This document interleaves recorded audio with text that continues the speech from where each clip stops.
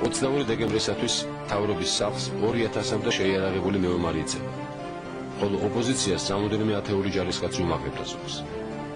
გვარდიის სარდალი თენგიზ კიტოვანი თბილისის ზღვიდან ჩამოსვლას ვერ ბედავდა.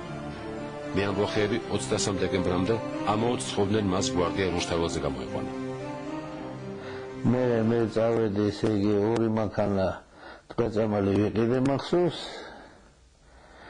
და პატარა ბიჭი იყო ერთი ამოვარდა და მითხრა ბატია გავითავდა ტყეწამალი დავდექით აი თითოეულზე და მოთხარ აი ორი მანქანა დავზე და წავედი და ჩავედით. ეს თქვენი ხალხი რამდენი იყო თქვენთვის?